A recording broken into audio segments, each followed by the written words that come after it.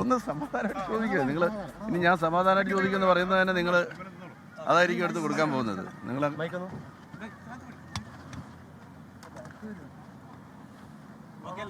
2019 ദേവസ്വം മന്ത്രി എന്നുള്ള നിലയിൽ എനിക്ക് പറയാനുള്ള കാര്യങ്ങൾ അവർ ചോദിച്ചു, ഞാൻ അവരോട് പറഞ്ഞു.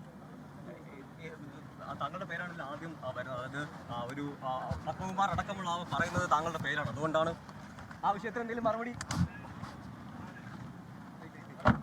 2019 ദേവസ്വം മന്ത്രി എന്ന നിലയിൽ അവരെന്നോട് കാര്യങ്ങൾ ചോദിച്ചു. ആ സമയത്തെ കാര്യങ്ങൾ ഞാൻ പറഞ്ഞു എന്നതിനപ്പുറത്തേക്ക് ഒന്നും പറയാൻ അദ്ദേഹത്തിനില്ല. അദ്ദേഹം കൂടുതൽ എന്തെങ്കിലും ഒരു വിശദീകരണത്തിന് നിന്നില്ല.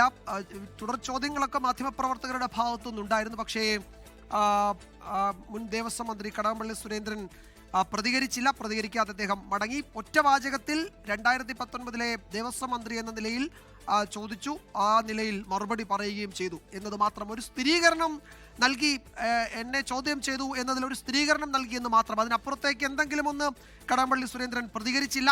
ഇനി PS പ്രശാന്തിന് എന്തെങ്കിലും പറയാനുണ്ടോ എന്നാണ് പരിശോധിക്കേണ്ടത്. അദ്ദേഹത്തെ നമ്മൾ പലതവണ ബന്ധപ്പെടാൻ ശ്രമിച്ചു ഫോണിൽ, പക്ഷേ ഇതുവരെ കിട്ടിയിട്ടില്ല. ഒരു പക്ഷേ ഈ വാർത്ത വന്നതിന് ശേഷം പ്രശാന്തിന്റെ പ്രതികരണം ഉണ്ടാകുമെന്നാണ് നമ്മൾ കരുതുന്നത്. ഇവിടെ ലോകത്തെവിടെയായാലും ഏത് സമയത്തും 24 വാർത്തകളും ഓഗ്മെന്റഡ് റിയാലിറ്റി പാക്കേജുകളും എക്സ്പ്ലെയിനറുകളും വിശദമായി കാണാൻ ഞങ്ങളുടെ YouTube ചാനൽ നിങ്ങൾക്ക് സബ്സ്ക്രൈബ് ചെയ്യാം.